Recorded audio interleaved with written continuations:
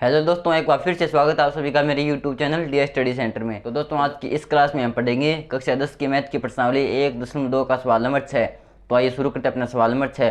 तो दोस्तों, सवाल नंबर 6 है कि व्याख्या कीजिए कि एक संख्या है हमारे पास 7 × 11 × 13 + 13 और दूसरी संख्या है 7 × 6 × 5 × 4 × 3 × 2 × 1 प्लस में 5 भाज्य संख्याएं क्यों है। कि ये दो संख्याएं हैं, ये दोनों संख्याएं भाज्य संख्या तो है, लेकिन हमें सिद्ध करना है कि भाज्य संख्या क्यों है। तो सबसे पहले तो हम जान लेते हैं कि भाज्य संख्या कौन सी होती है। तो हमने पढ़ा था कि वह संख्या जिसके अंदर एक व स्वयं के अलावा किसी अन्य संख्या का भी भाग जाता है, अर्थात कोई संख्या जिसके अंदर 2 से अधिक यानी 3 या अन्य संख्याओं का भाग जाता है, वह संख्या भाज्य संख्या कहलाती है। अर्थात कि वह संख्या जिसके अंदर एक व स्वयं के अलावा किसी अन्य संख्या का भी भाग जाता है, उस संख्या को कहते हैं भाज्य संख्या। और वह संख्या जिसके अंदर एक व स्वयं के अलावा किसी दूसरी संख्या का भाग नहीं जाता, उसे कहते हैं अभाज्य संख्या। तो हमें सिद्ध करना है कि ये संख्या भाज्य संख्या है। तो सबसे पहले तो लिखते हैं इसका हल। अब संख्या हमारे पास 7 × 11 × 13 + 13। तो संख्या हमारे पास 7 × 11 × 13 + 13। अब हम देखते हैं कि यहाँ पर 13 कॉमन है, तो 13 कॉमन ले लेते हैं। तो 7 × 11 इंटू यहाँ से 13 कॉमन ले लिया, तो गुणा में एक लिखने की कोई ज़रूरत नहीं है, प्लस 1। तो इसका योग हमारा 7 × 11 + 1। तो यहाँ से 13, 7 × 11 यानी 11 × 7 = 77 प्लस 1 यानी 78। तो ये होगा 13 × 78। और हम 78 को हम लिख सकते हैं 13 × 6, क्योंकि हम जानते हैं कि 13 छक्के होता है 78।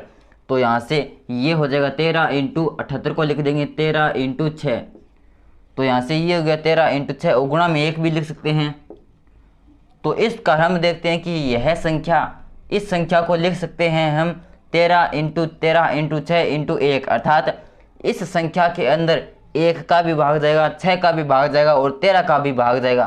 तो हम देखते हैं कि इस संख्या के अंदर एक व स्वयं के अलावा किसी दूसरी संख्या का भी भाग जा रहा है।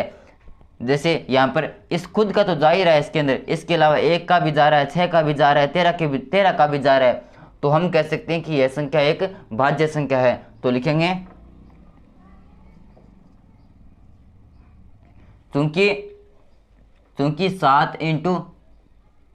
चूंकि संख्या 7 × 11 × 13 + 13 में स्वयं के अलावा 1, 6 व 13 संख्या 7 × 11 × 13 + 13 स्वयं के अलावा 1, 6 व 13 से भी भाज्य है। अतः 7 × 11 × 13 + 13 एक भाज्य संख्या है, एक भाज्य संख्या है। तो इस प्रकार हमने सिद्ध कर दिया कि यह संख्या एक भाज्य संख्या है। अब आती है हमारा 2 नंबर है 7 × 6 × 5 × 4 × 3 × 2 × 1 + 5। तो ये थी हमारी पहली संख्या। अब आती है दूसरी।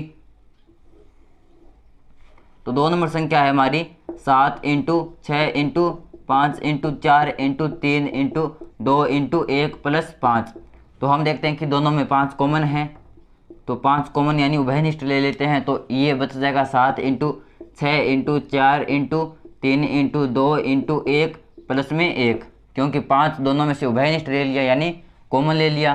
तो ये हो जाएगा 5 × अब जब इन सब का गुणा करेंगे तो 7 × 6 तो ये होता है 42 × 4 × 3 तो ये होता है हमारा 12 × 2 24 24 × 1 24 प्लस 1।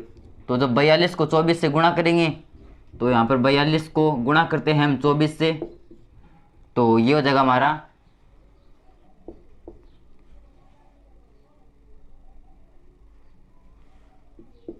1008। तो ये हो जाएगा 5 × 1008 प्लस 1, तो ये हो जाएगा हमारा 1009। तो ये होगा हमारा 5 × 1009।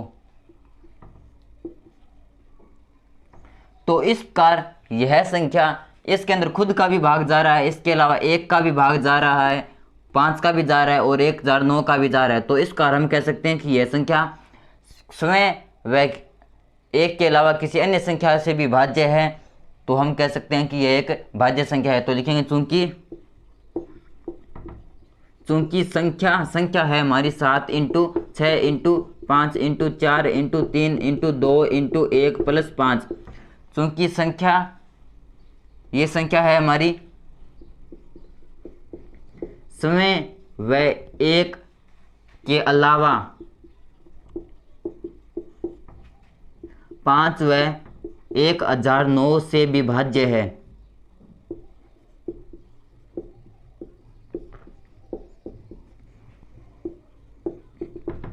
अतः यह संख्या एक भाज्य संख्या है।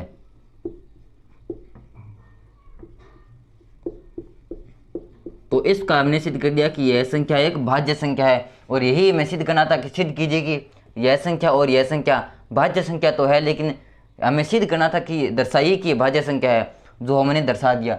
तो इस कार्य था प्रश्नावली 1.2 का सवाल नंबर 6। तो दोस्तों वीडियो कैसा लगा प्लीज़ कमेंट कर जरूर बताना। अगर वीडियो अच्छा लगा तो प्लीज़ वीडियो को लाइक करना और चैनल को सब्सक्राइब करना। धन्यवाद।